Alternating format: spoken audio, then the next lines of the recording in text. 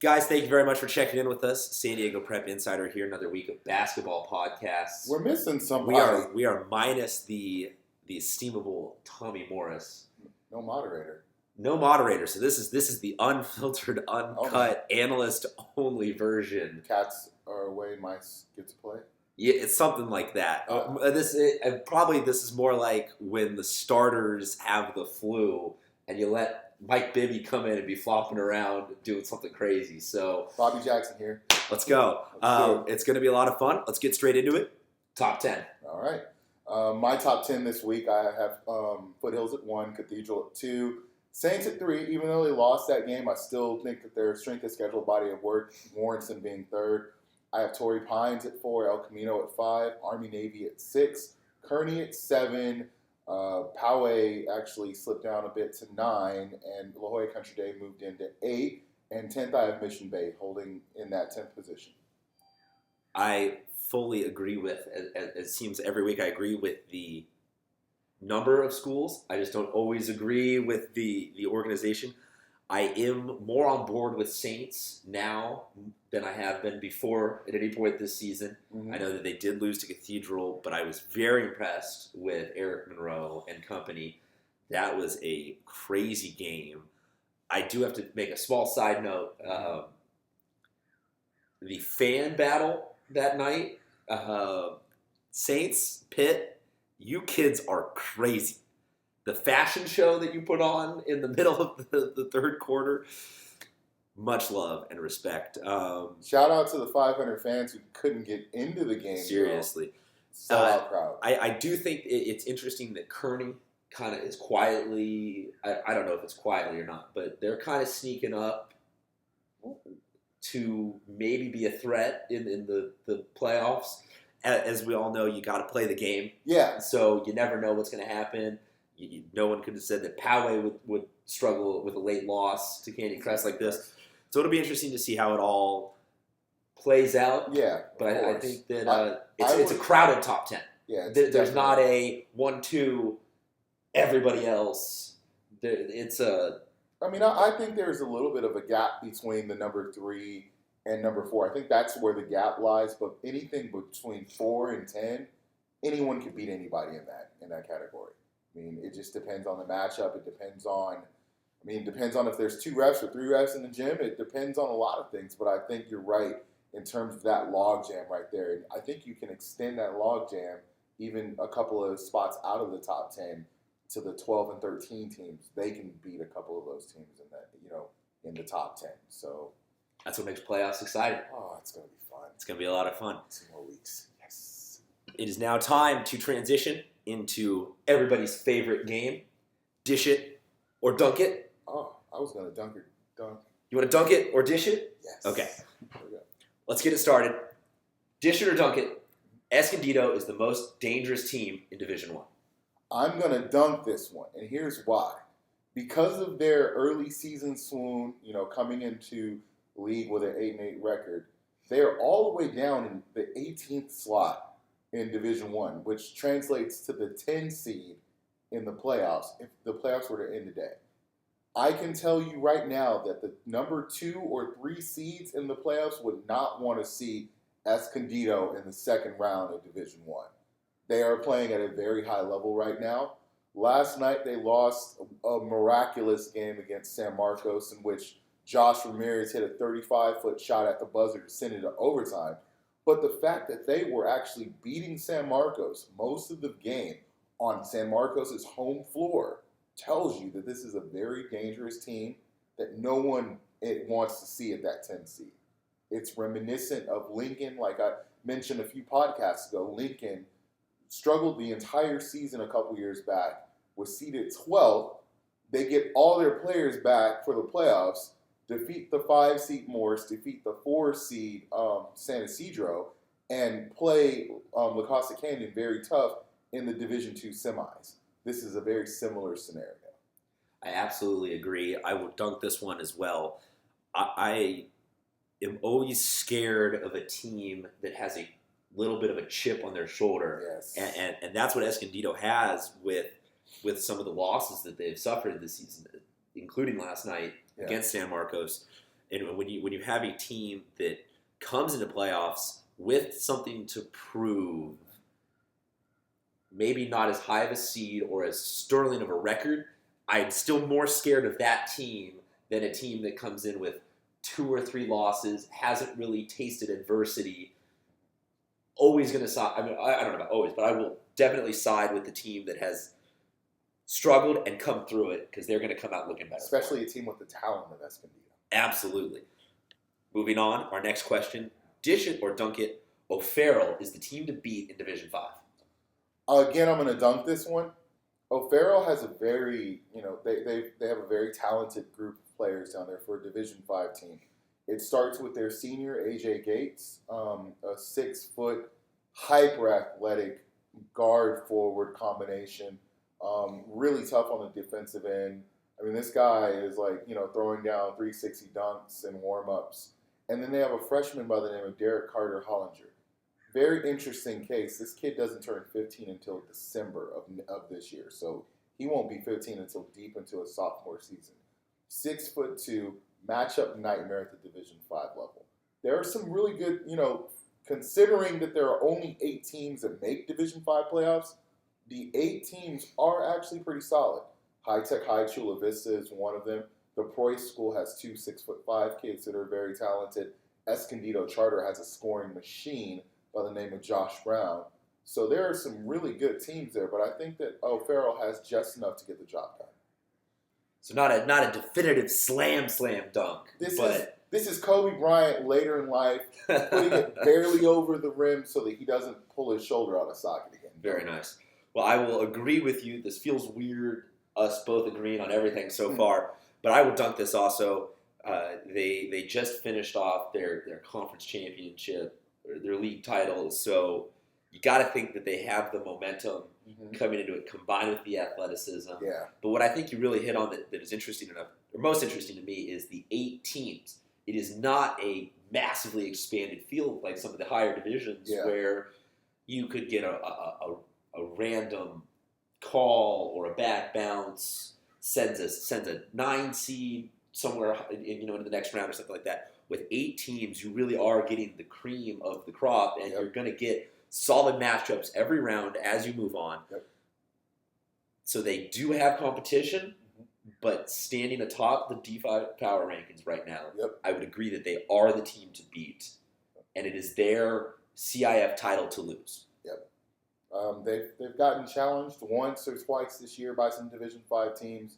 I was there at a game against High Tech Chula Vista earlier in the season where it was a 2-point game at the end. So High Tech High has an opportunity, but like you said, a lot of talent. I like their chances. Let's move now. Our final question. Dish it or dunk it, you would rather be the top seed in the Division 1 playoffs rather than the bottom seed in the Open Division playoffs? Conventional wisdom would say dunk this, but being the competitor I am, I'm going to dish this one. And here's why. As you're a high school basketball player, you want to face the toughest challenges. You're not always looking for the easier road, to a path to the championship. Now, a number of players will disagree with that, especially given that the 1 seed this year, Foothills Christian, has steamrolled every San Diego team they've played. But the competitor in me would say, bring it on. I'm the 8th seed. Let's go. Let's see what we can do. Right now, there are three teams that are vying for that 8th seed in the Open Division. And talking to a number of the players, I know that it's not the most enviable place to be. But, you got to compete against the best to be the best. I'd rather be in the Open than be in Division 1. So I'm going to dish this one. I am going to gladly disagree with you on this one. I will take the dunk, not just because I like saying that I dunk things, but because I am somewhat of a coward sometimes when it comes to playoff matchups, and it's an interesting thing. There are a couple of years now into the newly reformed power seedings and power rankings and CIF here in San Diego. And it seems interesting that there are flu bugs and mysterious ailments that tend to go around certain schools with about a week left to go in the season. Yeah. Because you get people not wanting to be that bottom seed, wanting to be that top seed. And I unfortunately think that it goes kind of back to what you said of there is that top 3 or 4 and that little bit of a gap. And mentally, as a player, as a coach, if I'm going into the playoffs saying, man, we could be the top seed and have everybody coming after us and have that bravado and that confidence, or we could be the bottom seed looking up at, man, we have a huge mountain to climb. Yeah. I would much rather be the team with the target on our back saying, hey, everyone's coming for us. We got the first spot. And that's just me selfishly wanting to have more postseason success. Yeah. And it's an unfortunate thing because it puts you in this kind of split dilemma of, do you want the title that matters maybe a little bit more, or do you just want a trophy? Do you want the trophy? Not to say that a Division I CIF title is a participation medal at all. We're not making any sort of split like that. It's just one of those kind of, where do you want to fall of, oh man, we lost in the first round of Open, but we get to say to everybody, we were in Open, or we made it to the CIF finals in Division I. And that's a tough thing because it brings up the competitive nature of some of these schools are just winning and stumble into that 8th seed and then run into a bandsaw of Foothills Christian.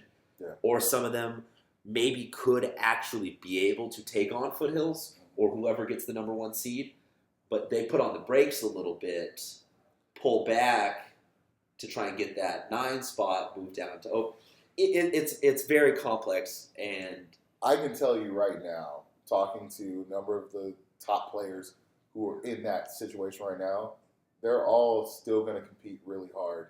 I know I talked to Justin Moore in Mission Bay about this. You know, idealistically, would he like to be in the Open division? You know, that remains to be seen. But he's not. He's going to go out there and he's going to fight against Cathedral and Saints in his last week and a half of his senior regular season. Last year, Vista was a perfect example. Vista somehow, with the power rankings the way they were, ended up in the 8th seed in the Open division. Last 2 games of the season, they had an opportunity to maybe slip up against hometown rival RBV. I talked to head coach Charlie Mercado. No way, no how. We're going out there. We're going to fight, and we're going to beat our rival, and we're going to let the chips fall where they may. And I think that they ran into that bandsaw that was Torrey Pines last year. They lost by about 40, but it is what it is. I mean, somebody's got to fill those last 2 spots, the 7 and 8 seed in Open division. Might as well be you guys, whoever you guys may be. It just kind of last thought on it. It's kind of interesting to me always looking at it also because with the Open division, it kind of pushes down lower into Division I, and not to necessarily discredit 15 through 18 seeds of Division I, but it kind of makes me question, how would a Division II team like Country Day or someone up at the very top of that category do against some of those lower D1 playoff teams? It all makes it very complex to really figure out who is actually the best. But I like a lot of teams getting into the playoffs sometimes. Lets you have some fun upsets. Mm-hmm. Speaking of potential upsets. Oh, man. Time to leave Dish or Dunk It behind and go to the picks. We can look at the standings. I feel bad not having Tommy here to look at the standings with us. So he can bask in the ambiance of picking Modern Day over Foothills Christian. Congratulations, Tommy. The ambiance. Speaking of ambiance, sorry to Marshawn Lynch retiring, but if you ever have a few minutes, go look up Marshawn Lynch talking about TGI Fridays and Applebee's in Buffalo because he can't decide what he likes more, the ambiance or the decor. Wow. But back to basketball. Here we go. We're going to start with our picks. We got Oceanside taking on Orange Glen. We haven't talked a lot about Oceanside this year. They have a solid team. They have a point guard, Cameron Gage, a transfer from Carlsbad, and they have a behemoth in the middle, Donovan Lay, who's one of the best football players in San Diego. A lot of people say he might be one of the best prospects our region has ever seen as a sophomore. But I'm going to go with the home Orange Glen Patriots. Right now, they're fighting for the league crown with Ramona. They dropped a very intense game to Ramona a couple of weeks back. So I fully expect them to take care of business at home against the Oceanside Pirates team that may be undermanned against them. I'll agree with you. I will take Orange Glen. Oceanside does have, as you mentioned, the immense physicality of it, but I just like the intangibles of being at home and having the league title that they're chasing for. Michael Diaz might be one of the best basketball players in San Diego County, the point guard for Orange Glen. I'm on record as saying that I think he's a Division I prospect. There you go. If you haven't seen him play, go watch the game. Go out play. And watch him. Moving on, Sage Creek traveling to Carlsbad. Last time these two teams met, ended in a thriller with Sage Creek getting a big W. Revenge for the Lancers this time? You know what? I think so. Again, two very evenly matched teams in terms of personnel. They've got the home crowd behind them this time. And Carlsbad needs a win right now. They're tied for last place in the Avo West, looking up at Sage Creek. So I'm going to give Carlsbad the benefit of the doubt as the home team. Okay. I'm going to take Sage Creek.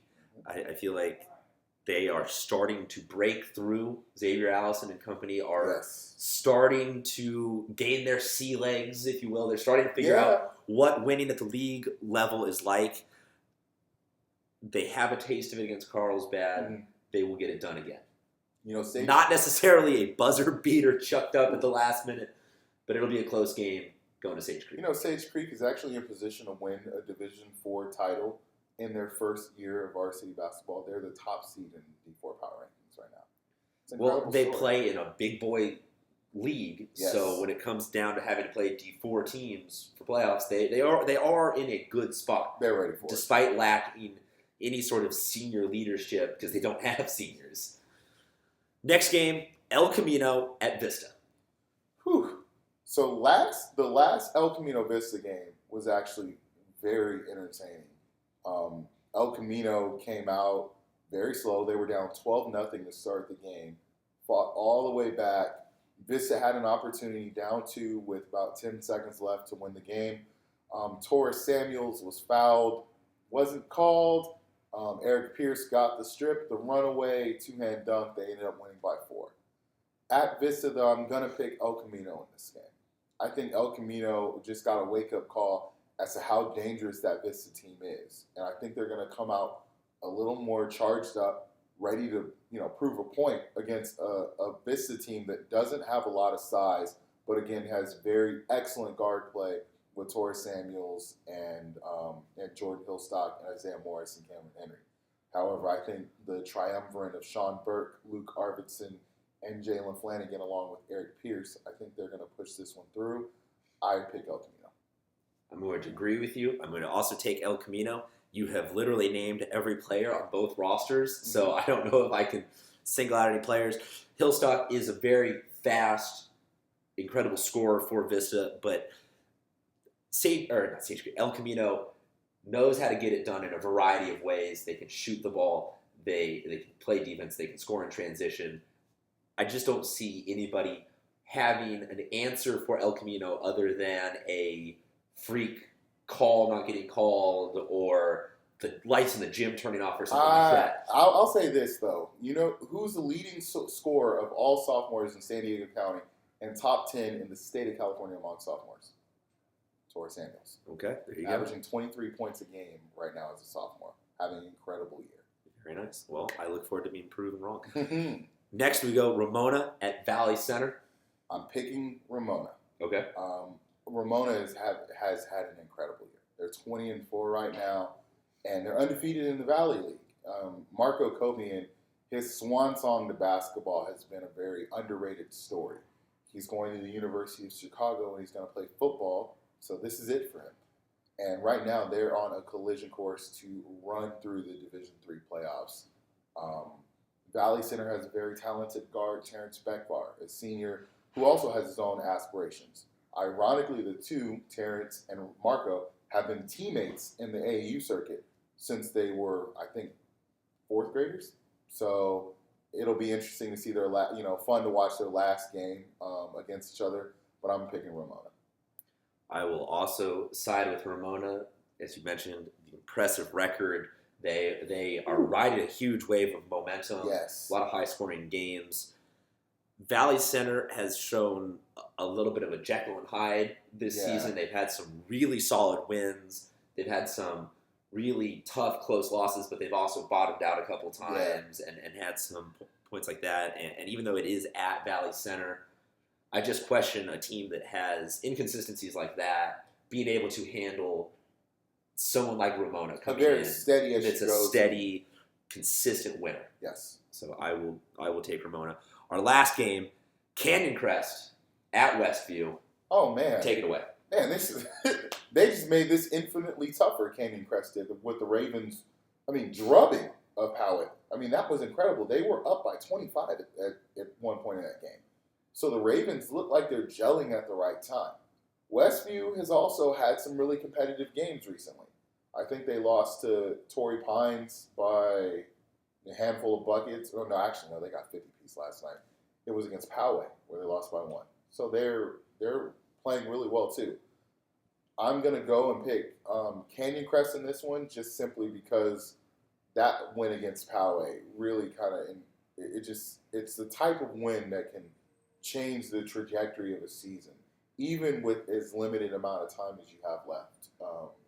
I haven't gotten a chance to see Canyon Crest this year. They're one of the teams that I'm going to see next week, final week of the year. But from what I've been told, Ryan Michaels has been having an excellent year. Absolutely. So I'm going to pick Canyon Crest.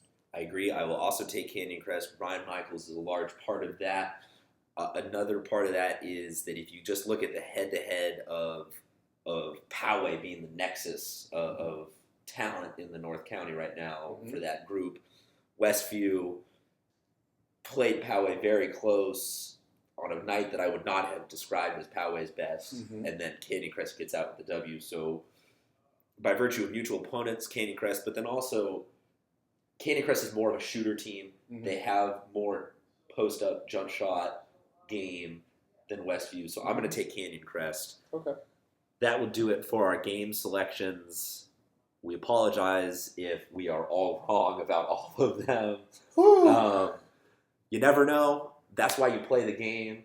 We're down to the very end of the season here, so each game maybe has a little more added oomph to it. Yeah, a lot of teams are fighting for those final spots in the playoffs in their respective divisions, so we're going to see that intensity ratcheted up this neek week and a half. Yeah, absolutely. Any closing notes as we sign off here? Want to say that I saw a really excellent game last night, Coronado versus Christian. Christian pulled it off in overtime, 73-66. Travis Ballard, a senior at Christian, had one of the best shooting performances I've ever seen. I mean, absolute great shooter. Senior kid. He's told me last night that he's looking at MIT and Biola right now. Any kid who can get into MIT, you got go do that. You do you, man. Yes. Much smarter than any employee of this station. I'm not going to get into college choices. I think my big thing that I would say as my parting note is as we transition now looking into playoffs, it is very exciting, but it's also important to kind of celebrate everybody as they've gotten to this point. A lot of people have had some huge ups and huge downs this season, and to just be able to be fighting for a playoff spot is huge for a lot of teams across the county. So as you were going into this, we apologize if we did not get to celebrate your story going into playoffs, but keep fighting. We will try our best to get to everybody. No doubt. And just, keep looking up, keep fighting hard. The teams that we said are targets on their back, that doesn't eliminate any of the other playoff contenders from getting there. We Not are at not all. the final say of it. So keep fighting hard. We'll be out at your games, and keep checking in with SDPI for more content. And we will see you next week. All right, guys. Thank you. Peace.